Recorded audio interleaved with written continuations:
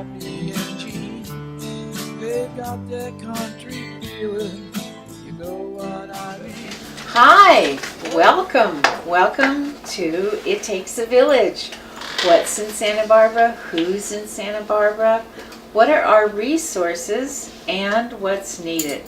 We are really delighted today to have a special guest. His name is Michael Shiflett, and we'd like to say hello and welcome. Hello to thee. Yes, how are you? I'm just glad to be here, and after my recent 52nd birthday, I'm glad to be anywhere. Very good, very good. 52. Yes. Is there a primary activity that you find yourself engaged in? Why, yes there is. Yeah, I'm a local guitar teacher. That's kind of how I spend my time. I'm also a bit of a film buff. When did you come to Santa Barbara? Basically born and raised here. Shock. Nobody ever believes that. You mean you were born here? People are born in Santa Barbara. Would you believe it? Yeah, it's kind of a sad statement because so many people have had to leave that practically the only people here are from somewhere else. And so, yeah, to drift into a different topic a little bit, that sort of concerns me a bit because, well, it's not economically fair. And for another thing, the town, I think, has lost its true character because there aren't enough Santa Barbarans in Santa Barbara that kind of carry on that tradition, those attitudes. Because communities can have certain ways of looking at things and attitudes and stuff. Like we don't look at life the way somebody from Manhattan would. Right, it's and unique. I'm seeing kind of an LA approach to things here, which I don't care for. I'm concerned that a lot of the qualities that we love about Santa Barbara are disappearing, and Santa Barbara really kind of isn't really Santa Barbara anymore. Well, I know that LA is sort of a negative term sometimes in Santa Barbara. Yeah, good reason. I know that, again, we have a lot of really concerned parents trying to do the right thing, and but tell me a little history about yourself when you were younger. Well, like I said, born and raised in Santa Barbara, moved around a lot. We moved all over the state. We moved to a bunch of different places such as Chicago and Maryland, and even spent a year in Malaysia, spent a little time, I think, in Hawaii, just kind of all over the map, Missouri, you name it. Because my father was involved in his academic career. He was a professor at UCSB, and that's where my parents had met, actually, because he came from San Luis Obispo, and my mom came from Reseda, California, which is in the valley. And yeah, am I off track now? Sorry. Were there any decisions that you made around the age of 14 that led toward a constructive path? I mean, you're very successful now. You teach at Jensen's. You have a really good reputation, lots of clients. Around the age of 14 is a rough time for many people. Were there some decisions around that age that helped you get on a positive track? I think there was, despite the fact that it was a really bad time for me personally, and incidentally, I didn't realize that anyone else at 14 was going through that rubbish. I thought it was just me and that I was the odd man out, but everybody else probably thought that too. I just, academically, I really took a major dive then, and I felt like a lot of teens do, that people really didn't understand what I was going through. But I really, despite feeling terribly lost and alienated, I think the decision to continue pursuing music and learning an instrument, it was the one thing that saved me, probably, because I did not get involved in drugs, and I did not get involved in gangs or crime or anything stupid like you see some people doing. That can be really alienating, lonely kind of time, and sometimes Scary. I think scary, and one's self-esteem is in trouble. Sometimes I think that things like the rock camps that Chris puts on, Chris Jensen? It gets lots of children together in a group to know what other people are going through, And then again, his teachers are really wholesome, positive people. Yeah, good crew. So I think that's a good thing that goes on. There's much worse things you kids could be doing. Yeah. Like, for example, sitting there pressing buttons and looking at screens endlessly. Are there any physical locations in Santa Barbara that are particularly significant to you? Yeah, there's an awful lot that is. I would say the beach, for one thing, because I spent a lot of time there as a kid. It was always fun to go there with my mom and my two brothers. We'd go what they call boogie boarding, stuff like that. I would say certain areas of downtown, kind of the main stretch, all the way from the beach up to maybe the Arlington. That Yeah, State Street. I spent a lot of good time there. I lived on Salinas Street for a time, and I get good memories from there. Even though that wasn't necessarily the most positive moment of my life, you tend to look back on your youth with a certain nostalgia. Let's see, certain parts of Goleta, like Isla Vista, really is significant to me because it was such a countercultural hub. It was really different at that time from now, wasn't it? Yeah, now I think it's just a bunch of, it's a student ghetto filled with a lot of really spoiled, wealthy children. Sorry to say that, but now that's what it's become. Have you met any interesting people here? So many. A lot of really good-hearted people here. Certain friends of mine that I've met, like Dan Lauer and Sam Goldstein and Dave Zier and you know, Laura Nelson. Al Vergara, who's a local guy. There's been so many people that have been it's been a real blessing to know them. Yeah. Some of them are no longer with us, like my friend Claire and my friend Gary Lolleman. They're no longer here, but and they're very much missed. But it was really, you have to really cherish those people when you have them. Let's see.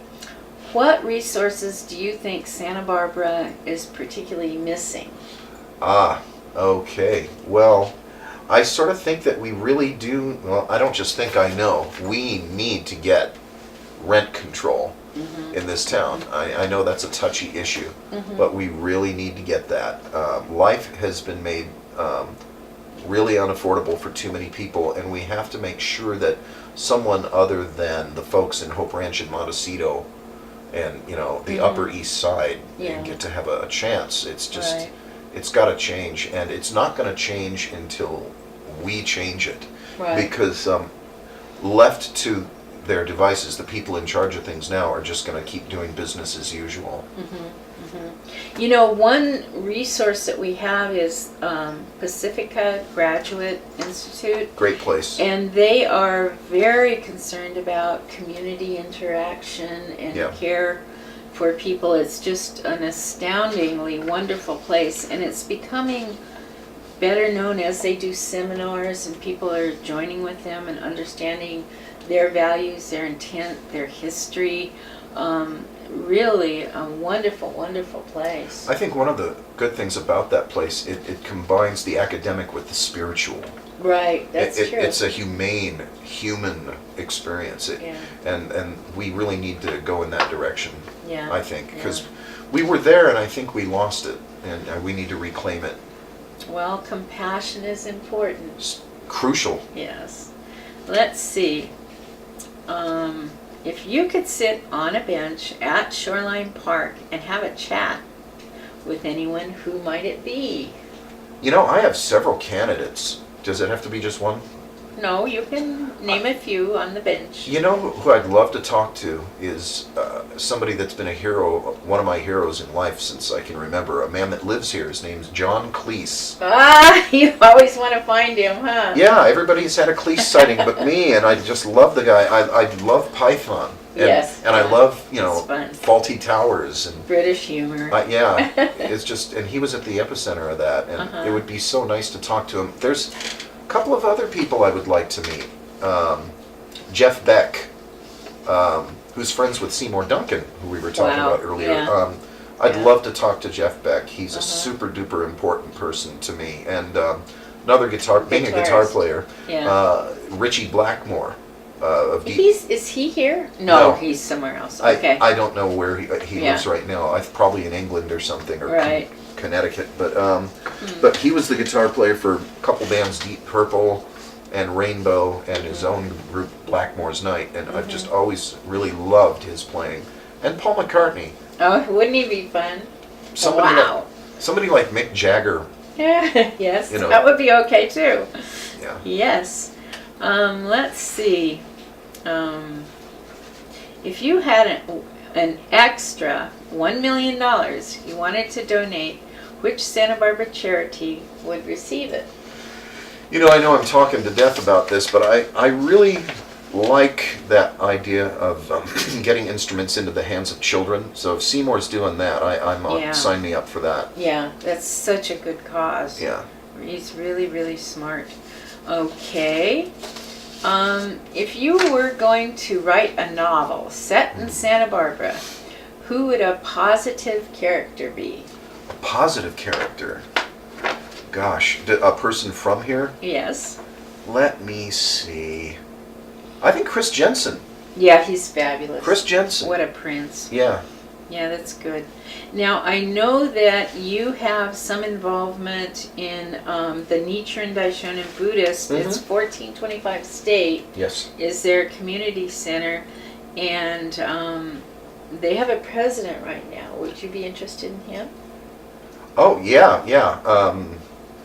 Daisaku Ikeda. Right. Yeah, I would love to meet President Ikeda. Yeah, yeah. I've been involved in Buddhism since about, I think, March or May, I'm not sure, of 1988. Wow. And it absolutely will change your life. Because this type of Buddhism, it's Nichiren Daishonin Lotus Sutra Buddhism, and it doesn't externalize. Happiness and enlightenment and the causes and effects you get are not viewed as external. It's not a person, place, or thing external to yourself. It exists within you. So you're not seated at the foot of a guru, and you're not, praying to some deity. It's tapping into your own inherent enlightened nature, and that's what I like about it. It's a much more advanced, and it's not out. It's not. It's in keeping with science. It's in keeping with common sense. So Yeah. Isn't there some literature that says that Shakyamuni, or Buddha, was very interested in the last part of the Lotus Sutra, and he said the previous is not as important as this very last chapters, and those are exactly what this kind of Buddhism is involved with. Yeah.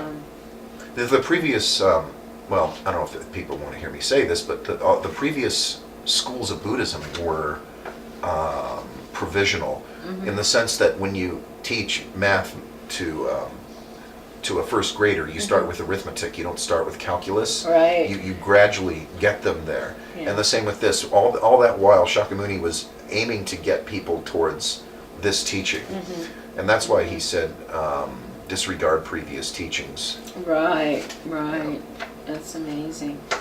Are there any questions that I've missed or things that you would like to add? We have about 5 minutes left here. 5 minutes left. Yes. Well, I think it's nothing that I haven't already touched on. I do love Santa Barbara, and I don't want to sound negative, but I think it's developed certain problems that we need to address. I really feel that, like the unaffordability. People sort of dance around that subject. The rights of people that aren't wealthy, people that aren't from Beverly Hills or Montecito or Hope Ranch. So they have trust funds. Yeah, we have to get concerned. Education, I think education in our culture ought to be free. There's no reason why education shouldn't be free, for example. I think, on the other hand, certain things you have to put money toward, like the musical arts. Right. People have gotten into this thing of thinking that music is for free. Music is not free, and if you try to treat it like it is, you'll kill it off. I think we have to make sure that people that write and perform music get paid for their services. Like like the woman, I forget her name, that wrote Harry Potter. In terms of the books and movies and merchandising, she's gotten the lion's share, and she should. Right. If somebody, let's say a band like Led Zeppelin, puts out an album and it sells millions of copies, they should get the lion's share. Right. So you have to support the arts like that.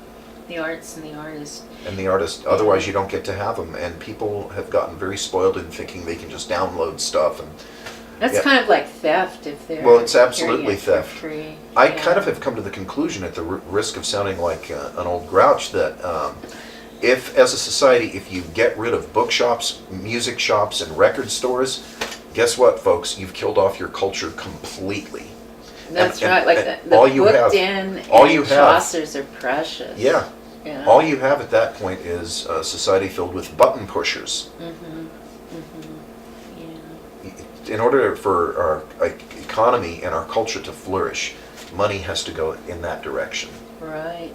You know, a really fabulous attorney, Stephen Penner, was on our program, and one of the things, and he has so much experience with everyone, and he said what he felt is needed is really more attention and resources to go to child care. Absolutely. So that people can get out there and work and survive. And I thought that was an interesting perspective, because I know he's cared about and worked so hard with such a variety of people. You know? Well, that's because and children matter, that's for sure. Well, yeah, everybody does, but you have to Yeah. remember that wealthy people are already taken care of. We don't need to be concerned about them. We need to be concerned about the middle class and the poor. And in fact, we need to start making steps, maybe even a long time ago, to alleviate poverty in our culture. Right, and I think wealthy people are taken care of monetarily. Yes. But there's spiritually and, all kinds of ways that we develop and interact. And people, I think many people want to participate in a positive manner. And, it takes a village, and this is your city, your village. And another thing I think we need to remember is there's lots of resources in Santa Barbara, lots of great people, but every night in Santa Barbara, children go to bed hungry. And I just really want us to get on that and don't let that happen. It's your village. And Michael, thank you so much for coming on. Thank you I for having me. really appreciate it. Take care. Thank you. It takes a village.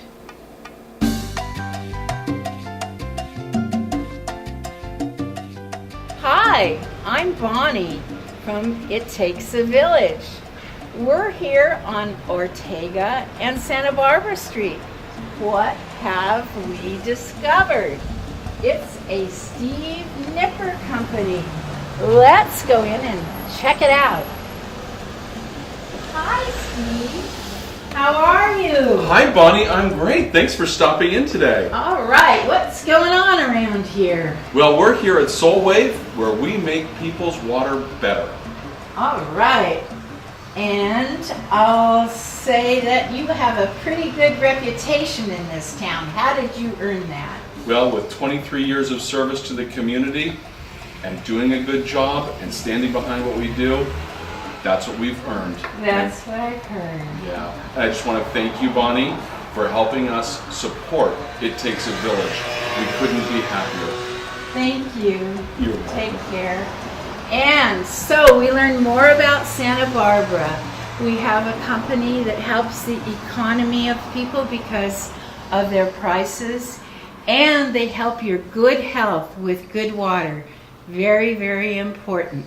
Thank you, Steve Nipper at Soul Wave.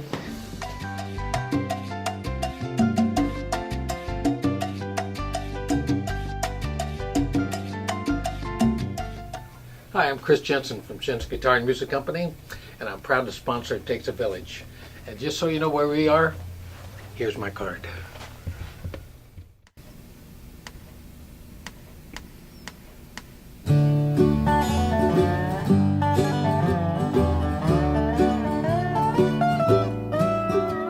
It started out one Saturday night at the Condor. You told me you didn't love me anymore. We started picking up the pace, then much to our disgrace, the bartender said, "We all kindly leave." Ha, ha, yeah, yes, I'm over you. Ha, ha, yeah, yes, I'm over you. Ha, ha, yeah, yes, I'm over you. And I'm thanking God that I'm over you. We went on over to your mom's trailer condo. Pretty soon, a coffee table flew. Well, the neighbors, they called the cops. They made it stop. And then your dog bit off my shoe. Ha, ha, yeah, yes, I'm over you. Ha, ha, yeah, yes, I'm over you. Ha, ha, yeah, yes, I'm over you. And I'm thanking God that I'm over you.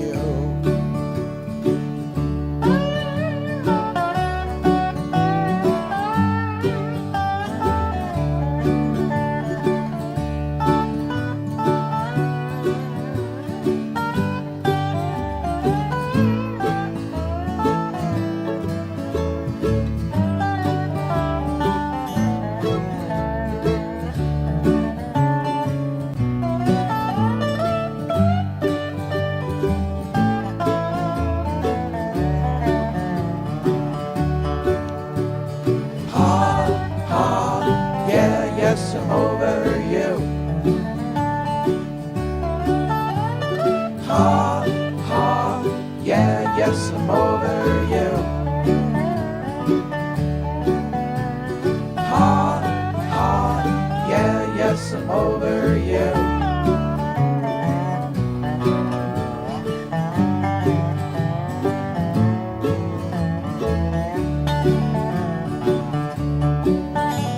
The moral of the story is there is no moral. I'll leave that to those folks on Fox News. Another man might have been angry, another man might have been blue. Me, I just went out and bought some shoes. Ha, ha, yeah, yes, I'm over you. Ha, ha, yeah, yes, I'm over you. Ha, ha, yeah, yes, I'm over you. I do. And I'm thanking God that I'm over you.